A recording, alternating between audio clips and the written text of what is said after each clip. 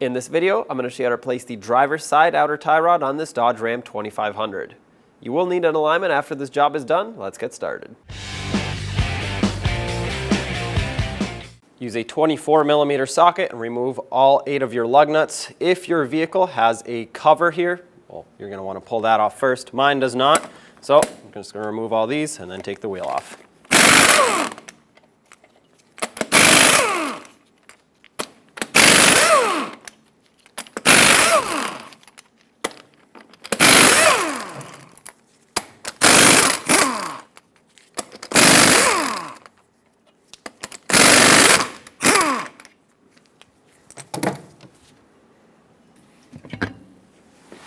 Remove your cotter pin. There we go. Use a 21mm socket, remove the castle nut off of the stud. Leave it on a few threads so that when you tap the knuckle or the tie rod for this to come out, it doesn't go flying down. You can either, like I said, hit the knuckle or hit the tie rod from the top, make this mounting nut flush so that you don't damage the threads, or you could use a tie rod separator and take it out that way.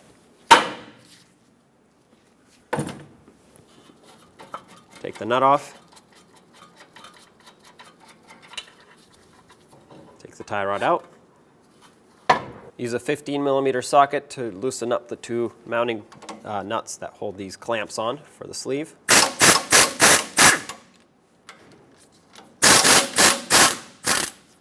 There we go. I'm going to use a pipe wrench to grab onto the tie rod and a pry bar to hold the sleeve in place.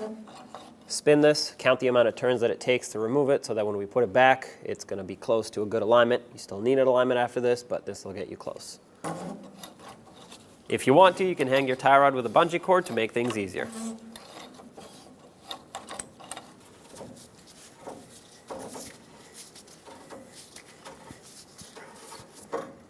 .26 for me, remove the tie rod. Let's get the outer tie rod in, put some anti-seize on these threads, as well as in here, if you haven't already. This is regular thread, not reverse thread, so turn it clockwise to spin it in here, and of course count the turns so that you get close to a good alignment.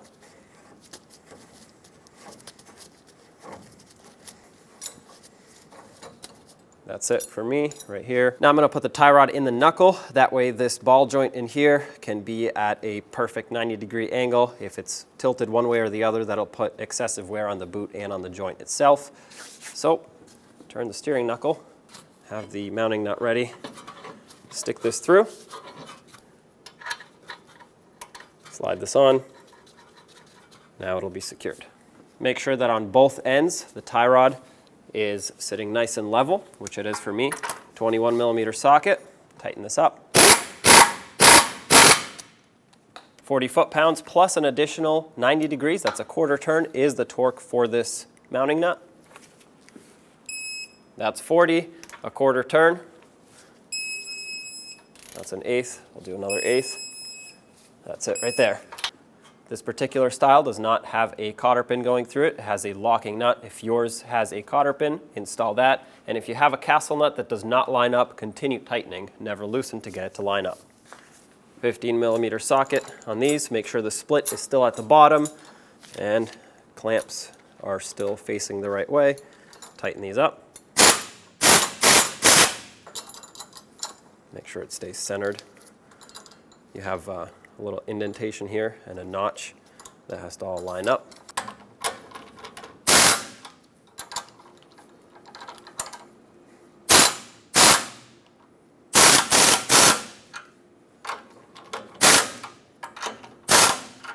.45 foot-pounds is the torque for these 2 mounting nuts. That's 1. That's 2. Double check them.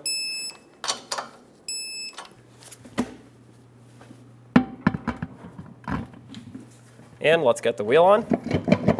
Press it on all the way. Install all 8 of your lug nuts in a cross pattern, bottom them out, and then also in a cross pattern, torque them to 140 foot-pounds.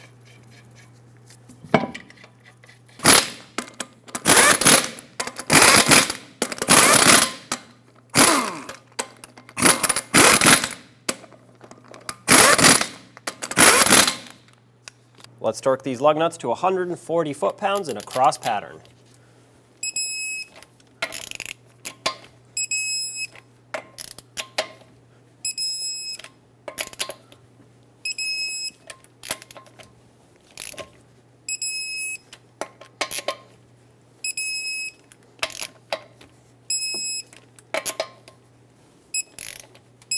Double check them if you want.